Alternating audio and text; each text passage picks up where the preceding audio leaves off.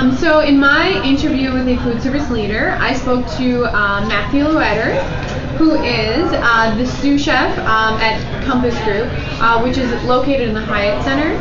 Compass Group is a corporate catering company. They usually deal with companies that want to keep their employees in the building during their lunch hour to save the company's money, and also to let them take out clients to lunch in the building. Chef Luetters received a bachelor's degree from the Culinary Institute of America in hospitality management, and he's been with Compass Group for just over a year now.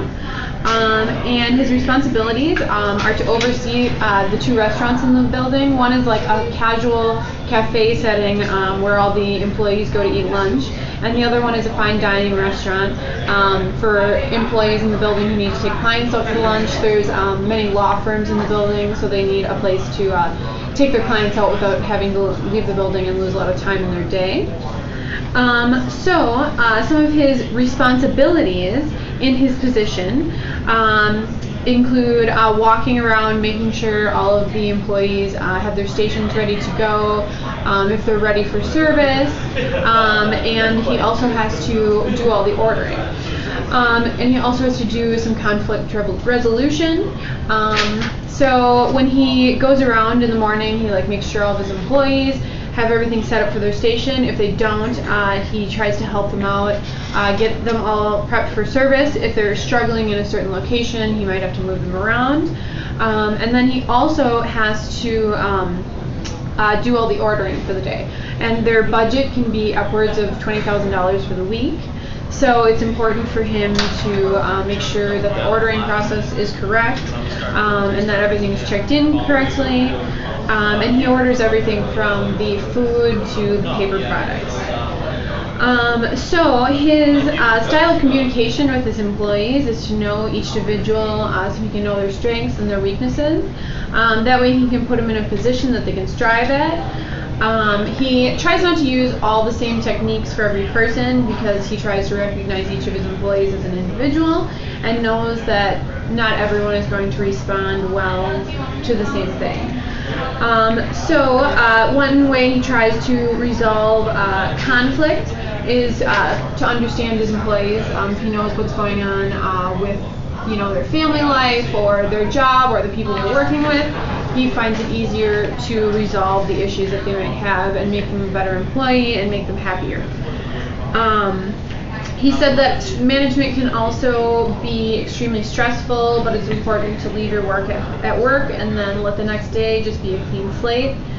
In order to resolve conflicts, he also has to have individual sit-downs with each person involved, and then have a group meeting and they all document it and try to talk about solutions. And since they are corporate, it's important for them to document each of these meetings in case someone had a problem with it. Also, there is a human resources department, and they do all of the hiring, and sometimes they do the conflict resolution if it is a major problem.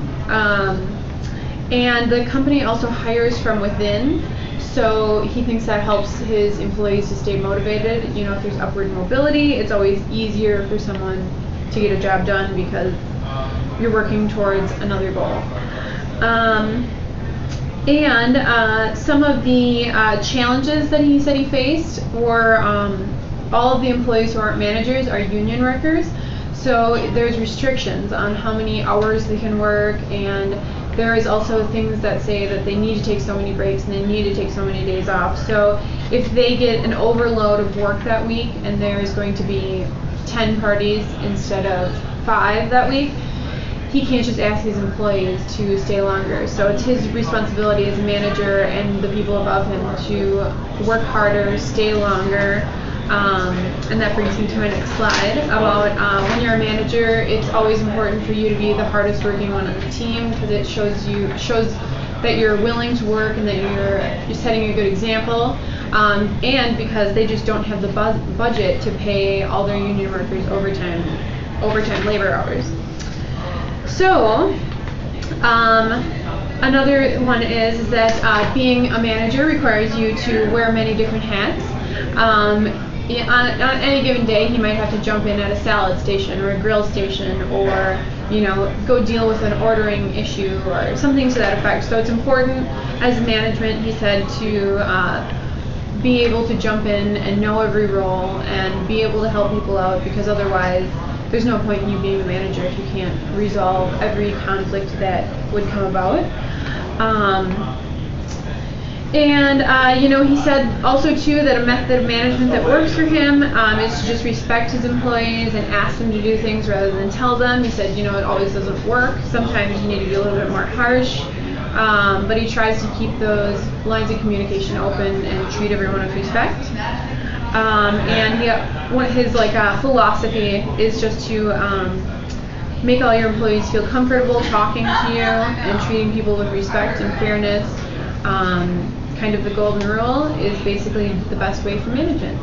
So that is my summary of what I got from my food service leader.